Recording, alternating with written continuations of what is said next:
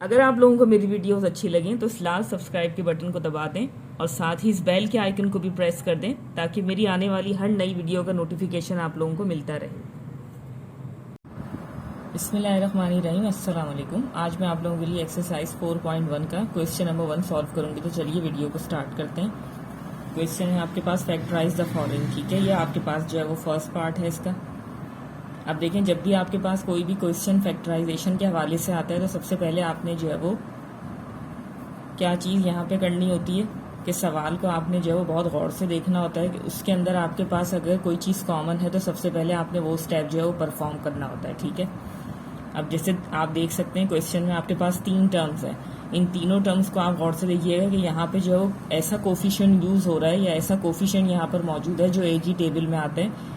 तो जिस टेबल में आते हैं वो फैक्टर्स आप इसके ऊपर इस तरीके से चाहें तो पेंसिल से लिख लें या पेन से लिख लें, पर बहुत ही क्लियर होने चाहिए। जैसे 4 1 ज़ा 4,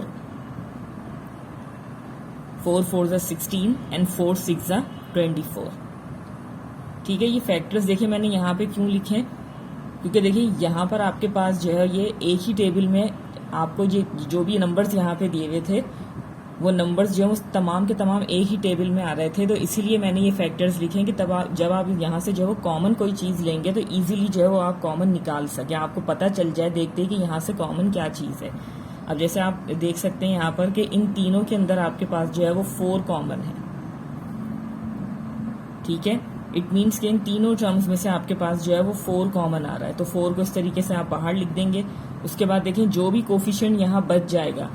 अच्छा देखें, कोफिशिएंट के बाद आप जो है वो यहाँ पे वेरिएबल्स को भी देखेंगे। यहाँ पर x है, ये y है, ये z है, तीनों अनलाइक हैं। ठीक है, यानी कि वेरिएबल यहाँ से जो है वो कॉमन नहीं निकल रहा, सिर्फ कोफिशिएंट कॉमन निकल रहा था, वो हमने निकाल दिया। उसके बाद जितनी भी रेस्ट ऑफ द थिंग्स हैं वो आप ब्रैकेट के अंदर लिखिएगा। जैसे यहाँ पर आपके पास जो है वो कोफिशिएंट, अच्छा देखें जब फैक्टर्स आप इस तरीके से ऊपर लिख देंगे उसके बाद आपका जो है वो इस नंबर से कोई कंसर्न नहीं होगा। ठीक है, फिर कोफिशिएंट के लिए आप यहाँ नहीं देखेंगे, सिर्फ यहाँ देखेंगे। तो देखिए यहाँ पर आपके पास बच गया 1 1, आप लिखते नहीं है तो वेरिएबल क्या बचा है यहाँ पर इस फर्स्ट टर्म में x, वो आप इस तरीके से लिख देंगे। फिर ये आ गया बीच में प्लस का साइन। उसके बाद देखिए यहाँ पे दूसरा जो है वो फैक्टर क्या बचता है 4, वो आप लिख देंगे और ये वेरिएबल लिख देंगे y।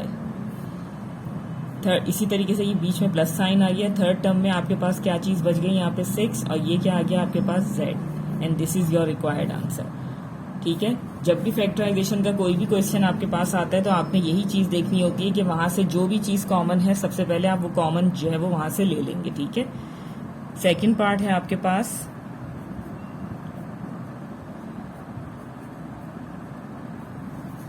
ठीक है, ये आपके पास जो है वो सेकंड पार्ट है इसका। अब देखिए यहाँ पर आप गौर से देख सकते हैं, सवाल को मैंने नीचे दोबारा जो है वो कॉपी कर लिया। अब देखिए यहाँ पे गौर से देखिएगा, आपके पास जो है वो इसका कोफिशिएंट 1 है, ये 3 है, ये 4 है। ठीक है, तीनों अनलाइक हैं, एक टेबल में नहीं आते। उसके बाद आप वेरिएबल की तरफ आ सकते हैं। देखिए यहाँ पर आपके पास x स्क्वायर है, यहाँ पर आपके पास x स्क्वायर है, यहाँ पर आपके पास x स्क्वायर है। तीनों टर्म्स में आपके पास जो है वो x स्क्वायर मौजूद है या कॉमन है, तो आप इसे इस तरीके से बाहर लिख देंगे। ठीक है, और जो भी नॉन कॉमन थिंग्स होंगी इसके बाद तो वो आप जो है वो ब्रैकेट के अंदर लिख देंगे। जैसे यहाँ पर देखें x स्क्वायर कॉमन चला गया, आपके पास कुछ भी नहीं बचा, तो आप यहाँ पे इस स्पेस को जो है वो एम्प्टी नहीं रखेंगे, यहाँ पर आप इस तरीके से 1 शो करेंगे। ठीक है, बीच में आ गया आपके पास प्लस का साइन। अब देखें ये x स्क्वायर कॉमन चला गया तो यहाँ पर क्या बच गया 3 एंड y, तो वो आप यहाँ पर लिख देंगे। बीच में आ जाएगा यहाँ पे थर्ड टर्म के लिए प्लस का साइन। यहाँ पर आपके पास कोफिशिएंट बच गया 4, x स्क्वायर कॉमन चला गया।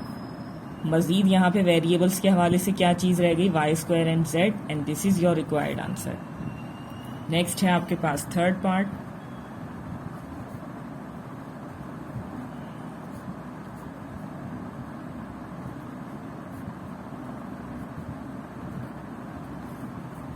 ठीक है, तो देखिए यहाँ पर गौर से देखिएगा, सवाल को दोबारा मैं नीचे उतार लेती हूँ।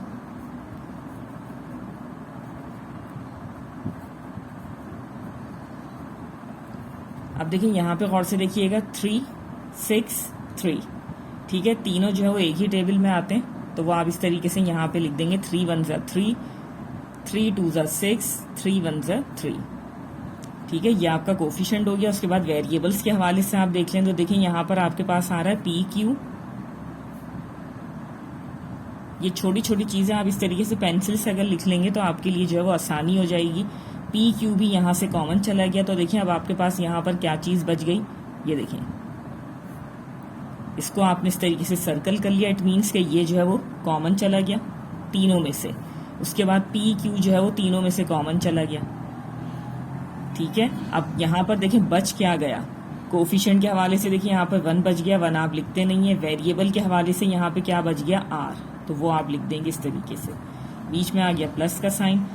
फिर देखें कोफिशिएंट के हवाले से यहाँ पे बच गया आपके पास 2, पी क्यू कॉमन चला गया तो यहाँ आ जाएगा 2 के साथ t प्लस, अगेन यहाँ पे कोफिशिएंट 1 है, 1 आप शो नहीं करेंगे। उसके बाद आपके पास वेरिएबल बच गया s, तो वो आप लिख देंगे and this is your required answer. Next है आपके पास 4th पार्ट।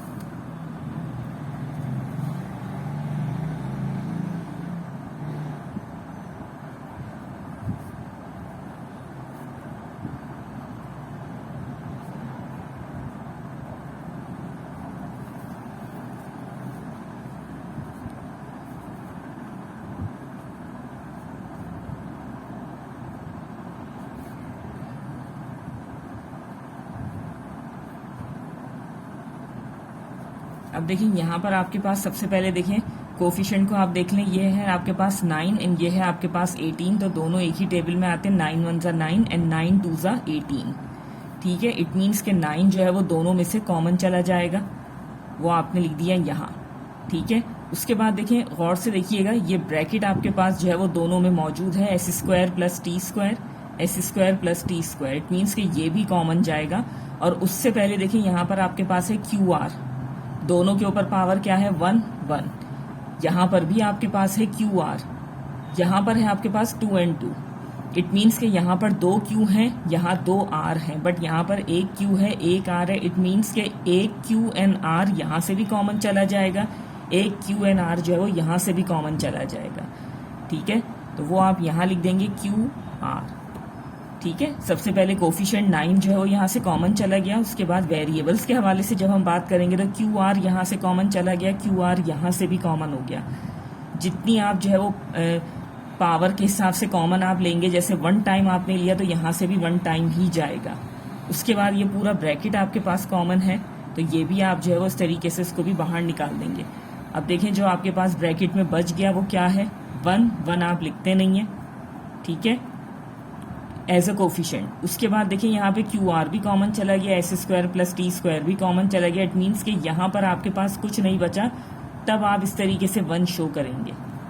अगर कोई वेरिएबल बच जाता तो वो वेरिएबल आप यहाँ पे लिखते, ठीक है। बट कोई वेरिएबल या कोई ब्रैकेट आपके पास नहीं बचता, फिर आप इस तरीके से 1 को शो करेंगे। जैसे मैंने अभी आपको बताया, ये प्लेस जो है वो एम्प्टी नहीं रहेगा।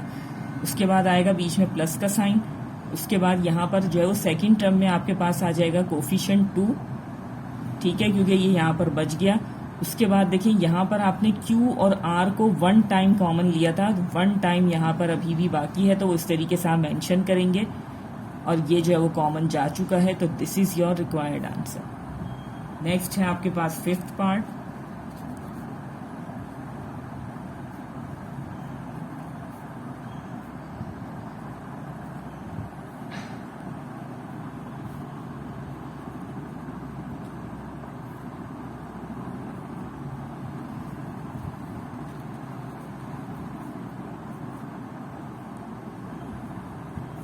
सवाल को हम कॉपी कर लेंगे नीचे।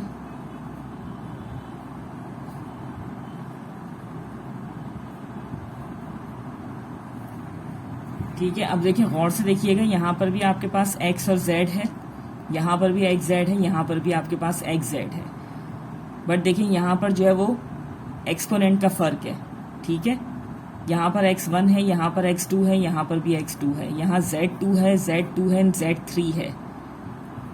तो देखिए यहाँ पर आपके पास जो है वो 2z आप यहाँ से कॉमन ले सकते हैं, 2z आप यहाँ से कॉमन ले सकते हैं, इसी तरीके से 2z आप यहाँ से भी कॉमन ले सकते हैं। आप चाहें तो इन वेरिएबल को भी जो है वो इस तरीके से एक्सपेंड करके लिख सकते हैं, अगर आपको ऐसे समझ में नहीं आ रहा। जो भी आपके पास यहाँ पे वेरिएबल्स जिस तरीके से दिए हुए हैं, आप उसको उसी टाइम, उतने ही टाइम जो है वो एक्सपेंड करके यहाँ पे लिख सकते हैं। ये देखिए x 2 थे, मैंने 2 लिख दिए, z 2 थे, मैंने 2 लिख दिए। इसी तरीके से यहाँ पर भी आपके पास x 2 है, और z आपके पास जो है वो 3 है। ठीक है, आप इस तरीके से अपनी आसानी के लिए इस पूरी चीज को एक्सपेंड करके भी लिख सकते हैं। अब देखिए इजीली जो है वो आपको पता चल जाएगा कि कौन सी चीज आपने कितनी क्वांटिटी में जो है वो कॉमन लेनी है। तो देखिए यहाँ से एक z कॉमन चला गया, यहाँ से भी, यहाँ से भी। इसी तरीके से ये दूसरा z भी कॉमन आ रहा है। जो कॉमन चीजें उनको आप सर्कल कर लेंगे। ये देखिए x कॉमन आ रहा है। ठीक है, अब देखें कोफिशिएंट की तरफ आ जाएं आप। तो ये यहाँ पर आपके पास क्या है, 16 है। तो देखिए 4 4 ज़ा 16, 4 2 ज़ा 8 एंड 4 3 ज़ा 12। इट मीन्स कि यहाँ से आपके पास जो है वो 4 कॉमन आ रहा है। तो अब आपने देखिए यहाँ पर क्या चीज करनी है, जो कॉमन चला गया वो आप यहाँ लिख देंगे। जैसे कि x कॉमन चला गया और 2 z कॉमन चले गए, तो आप इस तरीके से z स्क्वायर फॉर्म में लिखेंगे। और नीचे आपके पास क्या चीज कॉमन चली गई, 4, वो आपने यहाँ लिख दिया। अब आपने जो है वो ब्रैकेट बनाना है और जो भी नॉन कॉमन थिंग्स है वो आप लिख देंगे। तो देखिए यहाँ पर आपके पास कुछ भी नहीं बचा, दोनों z और x कॉमन चला गया। तो आप यहाँ पर क्या लिखेंगे, 1। और डिनोमिनेटर में आपके पास बच रहा है 4, तो वो आप यहाँ लिख देंगे। बीच में आ रहा है आपके पास माइनस का साइन। अब देखिए यहाँ पर आपके पास सिर्फ और सिर्फ कितने x बच गए, 1 टाइम। और डिनोमिनेटर में आपके पास क्या बच गया, 2। बीच में आ गया आपके पास प्लस का साइन। यहाँ पर आपके पास क्या बच गया, देखें एक x और एक z। देखा आपने कितनी सिंपली जो है वो आपने यहाँ से देख के लिख लिया। ठीक है, कोई कंफ्यूजन नहीं है। देखें डिनोमिनेटर में आपके पास बच गया 3, bracket close and this is your required answer. ठीक है, तो इस तरीके से एक्सपेंडेड फॉर्म में भी अगर आप लिख देंगे तो आप लोगों के लिए जो है वो बहुत आसानी हो जाएगी। बहुत कन्वीनियंटली आप जो है वो उसका आंसर लिख सकते हैं। लास्ट है इसका 6th पार्ट।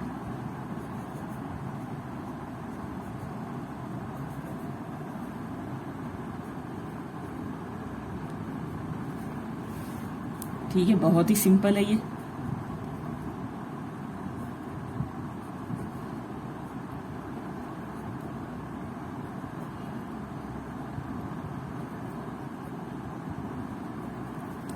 देखिए यहाँ से x minus y, x minus y and x minus y common जा रहा है। ठीक है, उसके बाद देखिए यहाँ पर आपके पास वेरिएबल a है, यहाँ पर आपके पास a b है, यहाँ पर भी आपके पास a b है। अब यहाँ पर देखिए कितने a's हैं आपके पास, 2 a's हैं, एक b है। यहाँ पर 2 a's हैं एंड 2 जो है वो आपके पास b's हैं। ठीक है, तो देखिए बेसिकली यहाँ पर एक ही a है आपके पास। तो देखिए यहाँ से कॉमन क्या जा रहा है आपके पास, सिर्फ और सिर्फ ये एक a कॉमन जा रहा है। ठीक है, जो इन तीनों टर्म्स में मौजूद था वो चीज़ आपने जो है वो कॉमन निकालनी है। तो देखिए यहाँ पर आ जाएगा आपके पास a और उसके बाद ये ब्रैकेट जो है वो तीनों में कॉमन है, तो वो ब्रैकेट आप इस तरीके से यहाँ पे लिख देंगे। अब देखें जो नॉन कॉमन थिंग्स है वो यहाँ पर आपके पास क्या बच जाएगा, कुछ भी कॉमन आपके जो आपके पास यहाँ पर जो कॉमन जाने के बाद कुछ भी नहीं बच रहा, तो आप यहाँ लिख देंगे 1।